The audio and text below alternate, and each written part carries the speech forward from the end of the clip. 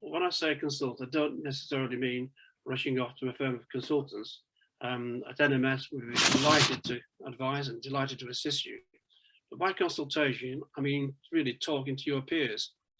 Good generals don't, good generals talk to their officers before they actually make a decision before going into battle. And I'm saying we should do the same sort of thing. Talk to our team, involve the team, consult with them, get their views before making a decision.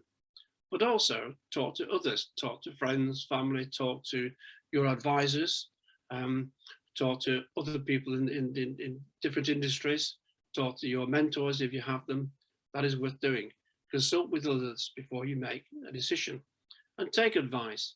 There's nothing wrong in taking advice. Quite often I find that business leaders are afraid of taking advice, are afraid of consultation because they feel that I'm the leader, I'm expected to know everything, to be able to make all the decisions by myself. Well, that's not possible. Good managers actually take advice, good managers consult. So involve the team and use their ideas as much as you can. Empowerment. This is a word that's bandied around quite a lot. But what does it mean? It's more than actually just saying to people, okay, you are empowered. You can now go away and do things yourself. It is that, but it is much, much more than that. To empower people, we're saying to them, yes, you can make decisions.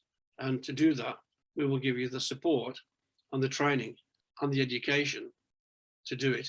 And that means the support from management that if you do get it wrong, we're not going to beat you up, because sometimes people do get things wrong. We're all human.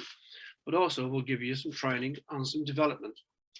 Again, one company I worked at, what we did there, and this was done by my HR manager, we actually made sure that every member of staff, and there were 160 people, were trained. Everybody had some form of training appropriate to their particular skills, their particular role in the company.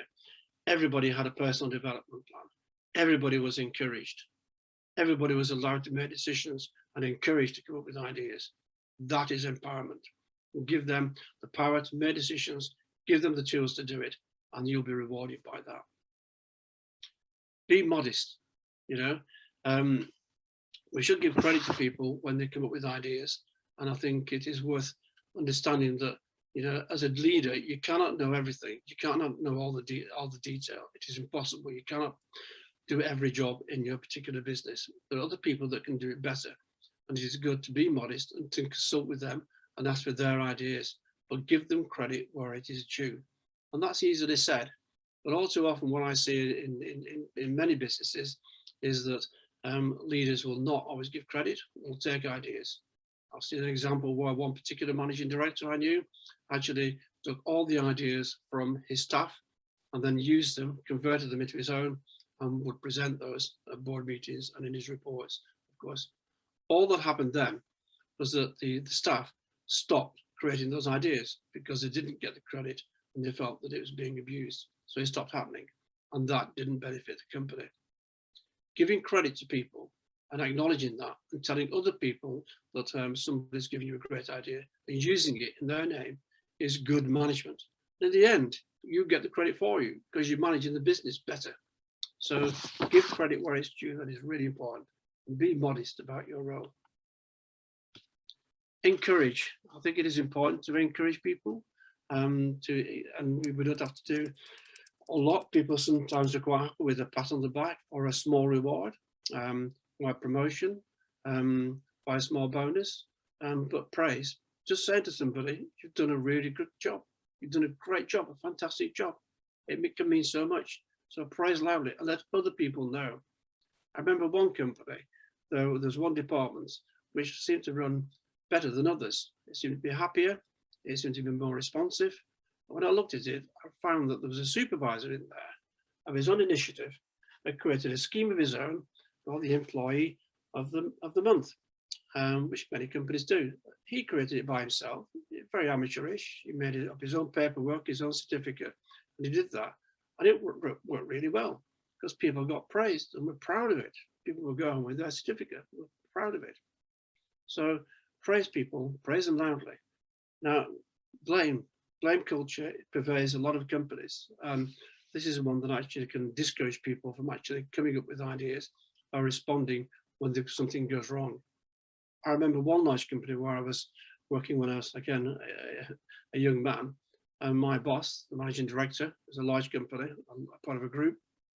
If anything went wrong, he always would say one thing: who is to blame? There must be somebody to blame. We need to find out who it is and take them to task. Now, that is not the right way to do it, because that person will be very, very nervous of doing anything again. The right way is to take that person aside and to discuss it discreetly, quietly, privately, and find out the issues and deal with it that way. Blame softly. Inspiration and motivation, I think, are really, at the end of the day, what people look for in a good leader, that they will inspire. And you can inspire by doing the things I've just talked about, and by coming up with ideas, by being creative, and by leading at the front, but by encouragement, by constructive motivation. That will inspire people, that will motivate people. Finally, knowledge. Knowledge is power.